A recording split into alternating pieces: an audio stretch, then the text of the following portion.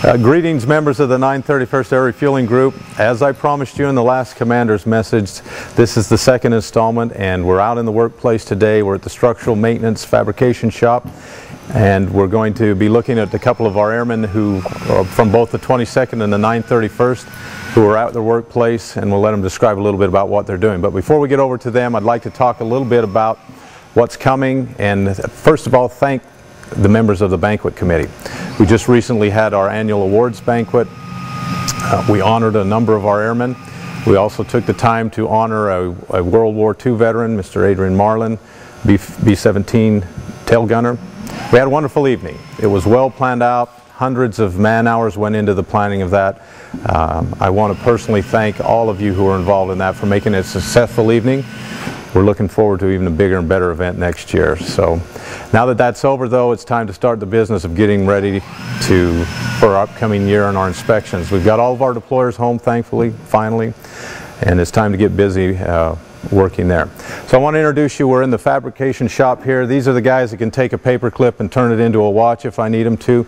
I'm going to let them tell you a little bit about what they do, and then I'll have a couple of closing remarks. So we've got Senior Airman Rosenthal from the 931st here, Senior Airman Peterson from the 22nd. This is a TFI joint work environment here, working together. I'll let them tell you a little bit about what they're doing and what they do. So, go ahead. We're here in the structural maintenance shop today, like the Colonel said. Here in the fabrication flight, we do a lot of things. We make a lot of parts because our aircraft is really old. We can't buy them anymore. Here we have a door of the 135. And the rivets on the door are loose from all the flight hours that are put on these aircraft.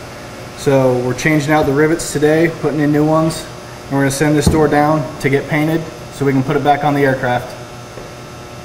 A lot of the stuff we make, like Senior Airman Peterson said, can't be ordered, so we have to take metal and make it into whatever the aircraft needs, whether that's a specialized bolt or a new galley.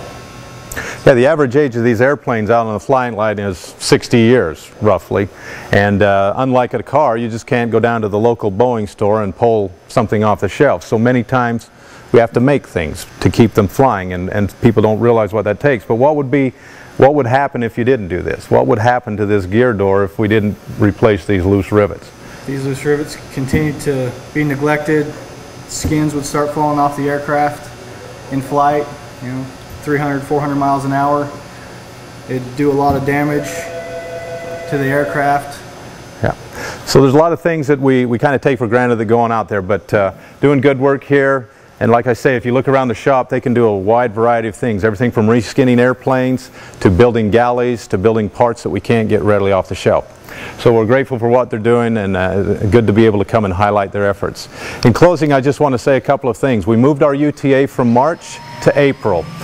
Primarily for budget reasons, but what that will do is give us a 4-day training weekend there. We've got a number of things planned, but one of the things that's coming up is an ATSO rodeo for those of you who deployed. So I need to make sure that you get with your UDMs and get your gear checked out, and we'll be doing that on Sunday. It's a good time to get a lot of things done in preparation for our upcoming inspection, which is going to be in September. However, the virtual part of that will be starting in August. So it's time to dig in, get ready. We're going to have a great year. I'm very grateful for all you're doing out there and confident that we'll have a great year again this year. Thank you.